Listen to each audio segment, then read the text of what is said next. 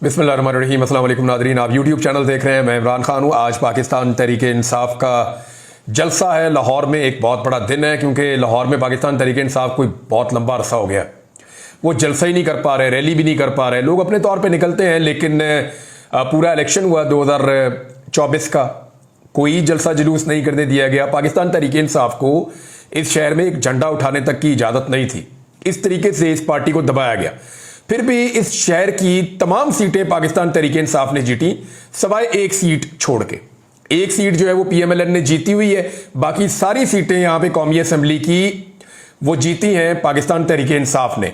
और यहां से वाइप आउट हो गई थी PMLN 8 फरवरी के इलेक्शन में।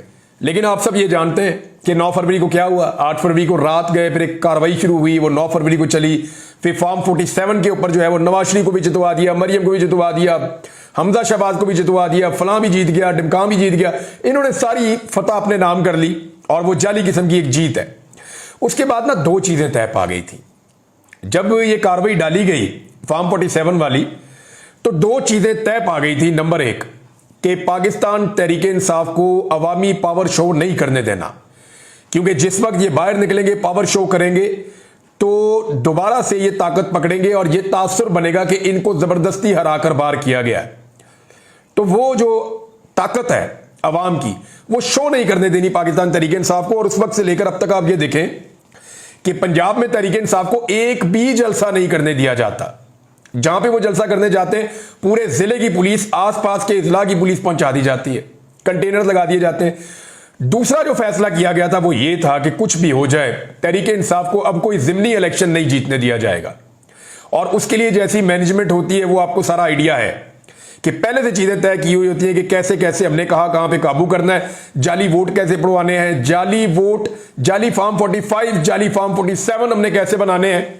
हालांकि हर तरफ से ये खबर आती है, सहाफी रिपोर्ट करते हैं कि जो ग्राउंड रियलिटीज है वो मुख्तलिफ है। लोग वोट किसी और पार्टी को डालते हैं, बक्से में से किसी और पार्टी का निकलता है। तो जो भी करके पाकिस्तान तहरीक इंसाफ को दबाकर रखना है, स्पेशली पंजाब में, सिंध में और बलूचिस्तान में।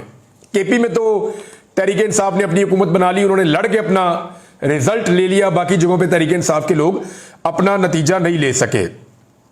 अब सूरत हाल यह है कि कंटेनर भर दिए गए हैं लाहौर में हर तरफ। रिंग रोड वाले रस्तों पे कंटेनर, फिरोजपुर रोड वाले रस्तों पे कंटेनर, कभी इधर कभी उधर। वो जो एक NOC जारी किया ना गवर्नमेंट ने, उस NOC के अंदर जो रस्ते नजर आ रहे हैं उन रस्तों पे भी कंटेनर्स। तो हर तरफ कंटेनर लगा दिए, नजर भी नहीं आएंगे आज के दिन में। रात भर पुलिस कंटेनर लगाती रही, कारकुनों को गिरफ्तार करती रही। पुलिस का इरादा है कि कारकुन और भी गिरफ्तार किए जाएं। लेकिन मैं आपको पक्की खबर दे रहा हूं कि जलसे वाले दिन जब लोग अपने घरों से निकलेंगे तो पुलिस ने कोई गिरफ्तारियां नहीं करनी। मैं आपको फिर बता रहा हूं कि जलसे वाले दिन, क्योंकि उसमें होता पता क्या है, दूसरे जिलों से पुलिस बुला ली जाती है, स्पेशल ड्यूटियां पुलिस की लगा दी जाती हैं। तो मैं अपने सोर्स से आपको पक्की खबर दे रहा हूं, बेफिक्र हो के आप निकलें और जलसे में जाएं। ये बिल्कुल इस्लामाबाद वाला माहौल होगा, आपको कोई गिरफ्तार नहीं करेगा। हाँ, कंटेनर जरूर लगेंगे, वो खौफ फैलाने की कोशिश करेंगे। रात को जो मरियम नवाज की जाली हुकूमत है पंजाब की, उसकी कुछ वज़रा है, वो IG को और बाकी ऑपरेशन के DIG और पता नहीं कौन कौन लोग हैं पुलिस वाले, गालिबन जो रिपोर्ट कर रही है पाकिस्तान तहरीक इंसाफ, तो ये कह रही है जी बहुत सारे लोग थे। वो उन लोगों को लेकर कहीं जलसा गा के और शहर के चक्कर लगा रहे थे कि कहां कहां से हम रास्ता बंद करेंगे तो लोग नहीं आएंगे। और एक ऑर्डर यह भी किया गया है लाहौर पुलिस की जानिब से कि जो बाहर से आने वाले रास्ते हैं, जो लाहौर में लोग दाखिल होंगे, उनको भी रोक लिया जाए। ये तो 2 हल्कों की मार है ये जलसागाह। 2-3 हल्कों से लोग इकट्ठे होंगे तो जलसागाह भर जाएगी। ये तो पूरे पाकिस्तान से लोग आ रहे हैं इस जलसे के लिए। खैबर पख्तूनख्वा से भी काफिला आ रहा है।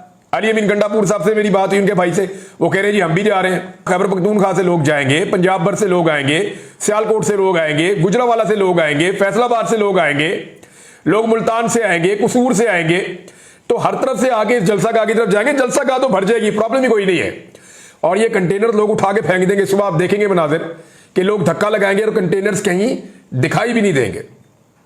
मैं आपको फिर कह रहा हूं कि लोग धक्का लगा के कंटेनर्स को हटा देंगे, ये रास्ते ऑटोमेटिकली बन जाएंगे और लोग जलसागाह में पहुंच जाएंगे। अब मसला क्या है कि मरियम नवाज ने एक्चुअली अपनी जिद बनाई हुई है।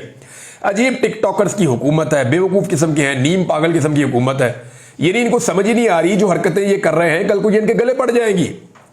यानी ये तो मामला ये हो गया कि आप पॉलिटिकल वर्कर को कुचल दें तो जितना आप उसको कुचलेंगे उतनी वो पॉलिटिकल पार्टी मजबूत हो जाएगी, जितना ज्यादा आप जुल्म करेंगे उतनी ज्यादा वो पॉलिटिकल पार्टी लंबे अरसे तक इक्तदार में रहने के काबिल हो जाएगी।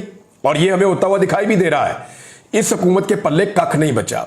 सामान नहीं ले जाने दे रहे पाकिस्तान तहरीक इंसाफ को। रात गए ये खबर आई थी कि जनाब वो स्टेज ले जाना चाह रहे हैं, वो ऑडियो का जो सिस्टम होता है पूरा एक साउंड सिस्टम वो ले जाना चाह रहे हैं, तो उनको पुलिस रोक रही है, नहीं जाने दे रही। लेकिन दिन के वक्त मुझे इस बात का आइडिया है जब कारकुन बड़ी तादाद में आएंगे तो ये रुकावटें नजर भी नहीं आएंगी और सारा सामान भी वहां पे पहुंच जाएगा, क्योंकि एनओसी गवर्नमेंट ने जारी किया हुआ है। एनओसी के अंदर जो शरायत है वो पढ़ के लोग हंस रहे थे, लोग मजाक उड़ा रहे थे। भाई एक डीसी की क्या औकात है कि डीसी वजीर आला को कह रहा है कि तुम माफी मांगो इस जलसे में आके, यानी अली अमीन गंडापुर साहब को यह कहा जाए कि आपने इस्लामाबाद वाले जलसे में जो कहा उसकी आगे माफी मांगो। फिर जिन लोगों पे इस्लामाबाद वाले जलसे में पर्चे हुए वो लोग जी आ नहीं सकते। अजीबो गरीब किस्म की शरायत रखी है। ये पाकिस्तान तहरीक इंसाफ ने यह क्लेम किया कि हमने इनको कोई बयान अलफी इस हवाले से नहीं दिया कि ये जो शरायत आपने उल्ट पटांग किस्म की रख दी है इनको हम तस्लीम करें। इन शरायत को ही सिर्फ मैं पढ़ूं ना तो पूरा वीलॉग जो है वो लतीफे में कन्वर्ट हो जाएगा। आपको ऐसा लगेगा आप कॉमेडी फिल्म सुन रहे हैं जिस तरह की इन्होंने शरायत रखी हुई है। लेकिन क्योंकि हम संजीदा बात कर रहे हैं तो मामला यह है कि क्या पाकिस्तान तहरीक इंसाफ का जलसा कामयाब होगा। तो गुज़िश्ता रात जिस तरह लोग पहुंचे, यानी 9 बजे के करीब तक तो इनको वहां पे घुसने भी नहीं दिया गया ना, पुलिस ने घेरा हुआ था। फिर वहां पे गवर्नमेंट की टीम गई, फिर सरकारी लोग गए, उधरा गए, उन्होंने जाके मुआयना किया, उन्होंने कहा ये भी बंद कर दो, ये भी बंद कर दो, वो भी बंद कर दो। वो सारा कुछ अपने जितना वो मैक्सिमम कर सकते हैं उन्होंने किया है।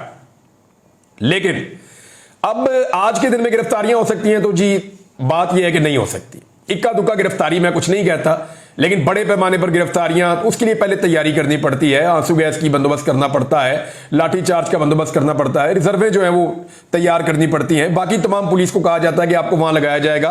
तो ऐसा लाहौर पुलिस में अब तक की इतला के मुताबिक तो ऐसा कुछ नहीं हुआ। हाँ, गिरफ्तारियां जरूर हुई गुज़िश्ता 2 दिनों में। कुछ लोगों ने वॉलंटियरली भी गिरफ्तारी दी है। मेरे पास इंफॉर्मेशन है कि कुछ लोगों ने जानबूझकर अपनी गिरफ्तारी दी है कि जलसा हमारे गले पड़ जाए, इससे अच्छा है जो नई की आदत है उनके गले पड़ जाए। शेख इम्तियाज सड़कों पे फिर रहे हैं, हर जगह पे जाके भाग दौड़ कर रहे हैं, वो क्यों नहीं गिरफ्तार हो रहे? और कई लोग जो है वो अपने घरों से गिरफ्तार हो गए। ये कैसे मुमकिन है? तो ये वॉलंटियर होता है कि जनाब आप हमें गिरफ्तार कर लें, हम फिर जलसे के अंदर लोगों को नहीं लेकर जाएंगे। तो ये चीजें इस तरीके से हो रही हैं। इमरान खान साहब की बहनें भी वहां पर पहुंची, बाकी लोग भी वहां पर पहुंचे, और रात को जो जलसागाह की कैफियत थी लेट नाइट वो ऐसी थी कि जैसा जलसा पीएमएलएन वैसे भी नहीं कर सकती लाहौर में। अब लाहौर में पीएमएलएन का एक जो पावर शो था जो लाहौर की सतह पे था वो लिबर्टी चौक में अल्लाह रखा पेप्सी ने कोशिश की थी, और वहां पे जितने लोग इकट्ठे हुए थे उससे 10 गुना लोग आज रात को, यानी जो गुज़िश्ता रात गुजरी है, इस रात को वहां पे जलसागाह में मौजूद थे। अब होगा यह कि कुछ लोगों की ड्यूटी लगाई गई है कि जनाब 10 बजे ही आप विजुअल बनाना शुरू कर दें, ड्रोन्स वहां फेरना शुरू कर दें, आप दिखाएं लोग नहीं आ रहे, लोग जा रहे हैं, कंटेनर लगे हुए हैं। लेकिन पाकिस्तान तहरीक इंसाफ ने पूरा बंदोबस्त किया हुआ है और वो इन सारी चीजों से लड़ते लड़ते बहुत कुछ सीख चुके हैं। कुछ गिरफ्तारियां हुई हैं, सामान नहीं जाने दे रहे, ये सारी चीजें अपनी जगह पे। लेकिन जलसा तो होगा और बड़ा तगड़ा होगा, और ये सबको दिखाई दे रहा है। जो बाहर से रुकावटें लगाई जा रही हैं वो रुकावटें नजर भी नहीं आएगी कहां गई। अगर पब्लिक निकलती है तो मेरी बात याद रखिएगा, अगर पब्लिक निकलती है तो इस तरह निकलेगी कि इस जलसागाह की तरफ लोग चारों तरफ से बढ़ेंगे, जो भी रुकावट आएगी लोग उसको हटाना शुरू कर देंगे। लाहौर के शहरी बड़े पुरअमन हैं। अभी एक ताजरों में कुछ छापे मारे पुलिस ने, वहां पे एक ताजिर को गिरफ्तार कर लिया गया। तो जो उनके साथी थे ताजिर बाकी वो मार्केट से निकले, उन्होंने एहतजाज किया। अब देखें पंजाब की वज़ीर इत्तलात, मैं कहता हूँ ये नीम पागल टिकटॉकों का एक जो है ना, टिकटॉकरों का एक टोला है जो पंजाब में हुकूमत में बैठा दिया है। वो कह रहे हैं जी ये तो तहरीक इंसाफ के लोगों ने पुलिस के साथ लड़ाई शुरू कर दी है और अब इनके खिलाफ कार्रवाई होगी तो ये करेंगे।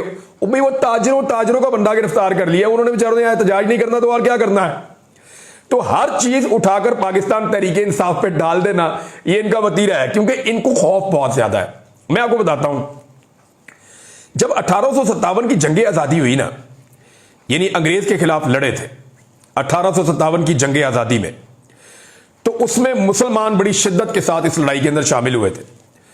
तो जैसे ही अंग्रेज वो जंग जीता, जैसे भी जीता, साजिश थे, अंग्रेज जब वो जंग जीता तो अंग्रेज ने फिर हिंदुओं को नहीं मारा, अंग्रेज ने मुसलमानों को ज्यादा मारा।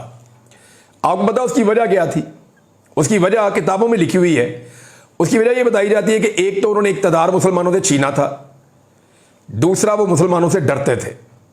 उन्हें लगता था कि यही हमसे इक्तदार वापस छीन लेंगे। और ये कब्जा ले लेंगे। और तीसरा, क्योंकि मुसलमानों ने मुजामत की थी इसलिए मुसलमानों के खिलाफ थे। तो पाकिस्तान तहरीक इंसाफ जब भी निकलती है ना, यही एटीट्यूड जो अंग्रेजों ने किया था ना मुसलमानों के साथ बड़े सगीर के, वही एटीट्यूड जो है वो पाकिस्तान तहरीक इंसाफ के साथ मौजूदा रिजीम करता है। ये जाली हुकूमत है, फ्रॉड हुकूमत है, फार्म 47 के ऊपर बनी हुई है और वो भी जाली फार्म 47 है। तो उनको बेचारों को इनके अंदर अपनी हलाकत नजर आती है कि ये हमसे सारा कुछ हमारा छीन लेंगे। बहरहाल अभी ये सारा कुछ तो हुकूमत कर रही है, लेकिन अवामी मसाइल के ऊपर कोई तवज्जो नहीं है। मैं आपको बता देता हूं, महंगाई उसी तरह है, बेरोजगारी उसी तरह है, गुर्बत उसी तरह है, महंगे कर्जे उसी तरह है। पाकिस्तान के अंदर हर वो चीज जो आम आदमी को फायदा दे सकती है उसके ऊपर इन्होंने टके का काम नहीं किया।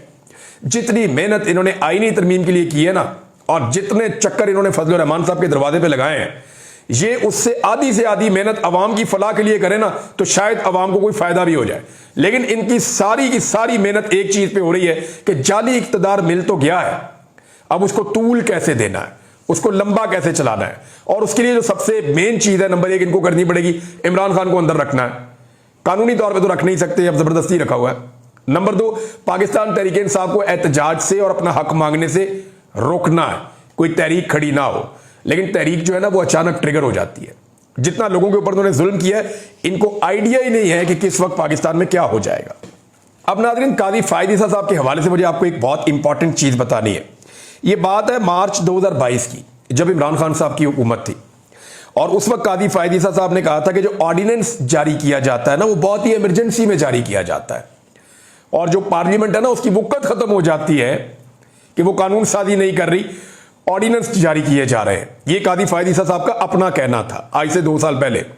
लेकिन अब वही काजी फायद ईसा क्या करते हैं कि एक ही दिन में काबीना एक ऑर्डिनेंस पास करती है, सदर के पास जाता है, सदर दस्तखत करके उसको उसी वक्त जारी करते हैं, उसी वक्त वो सुप्रीम कोर्ट में आता है और काजी फायद ईसा साहब उस पर उसी वक्त अमल दरामद करते हैं, हालांकि कोई इमरजेंसी भी नहीं है। गौर कीजिए, एक ही आदमी काजी फायद ईसा साहब ने अपनी जिंदगी में जिस जिस चीज को गलत करार दिया, जो जो चीज काजी फायद ईसा साहब ने कहा कि यह गलत हुआ, वो सारा कुछ काजी फायद ईसा साहब ने खुद कुर्सी पर बैठने के बाद किया। मैं आपको वो गिनवा सकता हूं, बड़ी लंबी चौड़ी चीजें हैं, मैं पहले आपको गिनवाता भी रहा हूं। लेकिन ये ऑर्डिनेंस जारी करने में काजी साहब कहते थे इमरजेंसी में हो सकता है। ये कौन सी इमरजेंसी है कि आपने कमेटी सिर्फ एक तब्दील करनी है, जस्टिस मुनीब अख्तर को निकालना है और उनकी जगह पे जस्टिस अमीनुद्दीन साहब को लाना है, ताकि काजी साहब हम ख्याल बेंच बना सकें, क्योंकि हम ख्याल कमेटी बन चुकी है पहले ही। तो ये सारे इस बारे में यही बात कर रहे हैं। मैं कोर्ट रिपोर्टर से बात करके हमेशा कोर्ट की बात आपको बताता हूं, क्योंकि मैं कोर्ट रिपोर्टिंग नहीं करता रहा। तो वो मुझे एग्जैक्टली यही कह रहे हैं कि ये एक साजिश के तहत किया गया है, और काजी साहब बदकिस्मती से उन्होंने अपने उसूल को तोड़ा, जो उसूल वो हमेशा गिनवाते थे। अब काजी साहब कह रहे हैं जी, पैसे देकर बस कुछ सहाफियों को खरीद लो, प्रोपेगेंडा करो बस। ये कुछ सहाफी तो बिक जाते हैं, खरीद लो चंद पैसे देकर, ये काजी फायद ईसा साहब कह रहे हैं।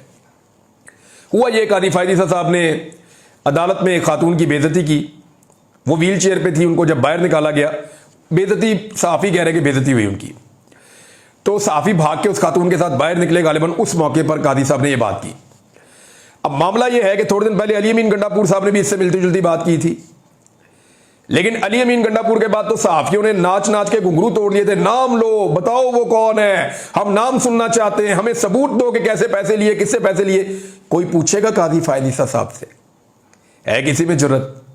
वक्त के काजी ने एक इल्जाम लगाया पाकिस्तान की मीडिया पर कि मीडिया पैसे लेकर बिक गया, और कुछ सहाफी जो है वो पैसे ले, हुकूमत खरीदती है। काजी साहब, आपके खिलाफ जो सहाफी खबर देगा वो हुकूमत तो नहीं उसको खरीद रही।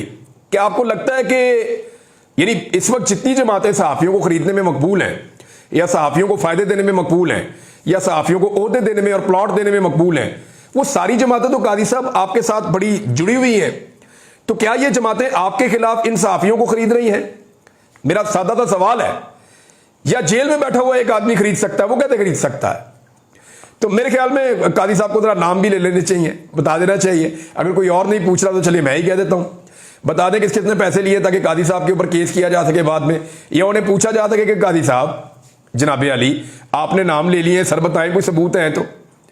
अब इसी तरह अगर कोई सहाफी उठकर कह दे कि जजों ने पैसे पकड़ लिए या वो अपने फायदे के लिए कर रहे हैं और जज खरीद लिए गए हैं, तो कितना मायूब लगेगा।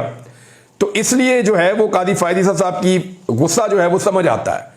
उसका रीजन ये है कि कुछ सहाफियों ने मिलकर ये रिपोर्टिंग कर दी थी कि कादी साहब की एक्सटेंशन के लिए काम हो रहा है, वरना ये काम इतनी खामोशी से हो जाता किसी को कानो कान खबर भी ना होती।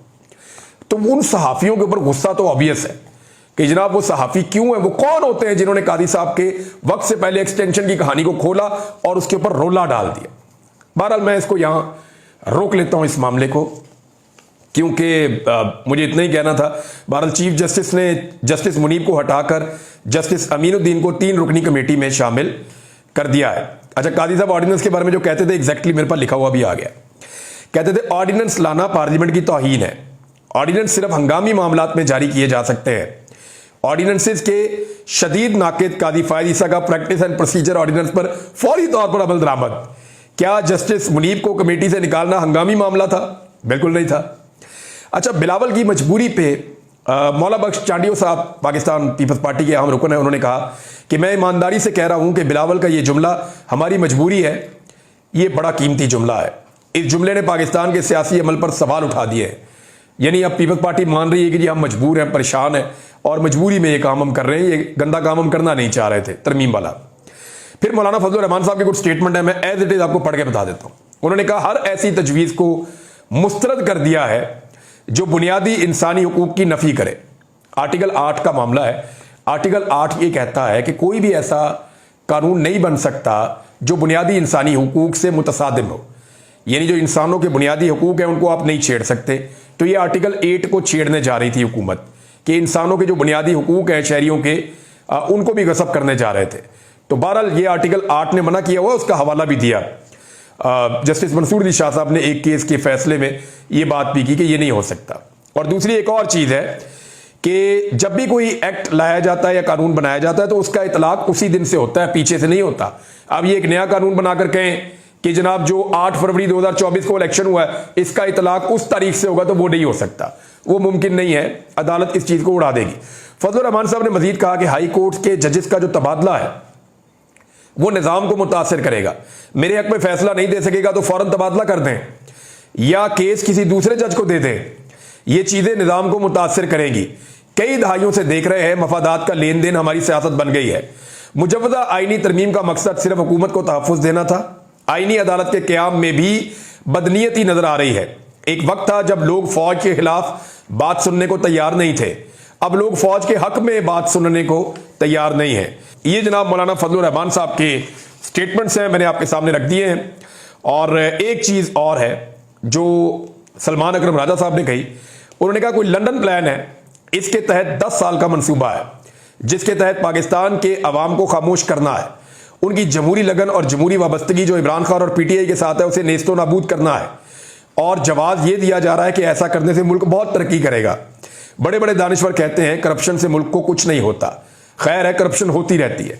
सलमान अकरम राजा साहब ने अपना एक पैगाम जारी किया है और उसमें वो ये बता रहे हैं कि जलसागाह में आना कितना जरूरी है। बहरहाल आज तो जलसा है और जब पाकिस्तान तहरीक इंसाफ का जलसा होता है तो हुकूमत की नींदें आराम होती हैं।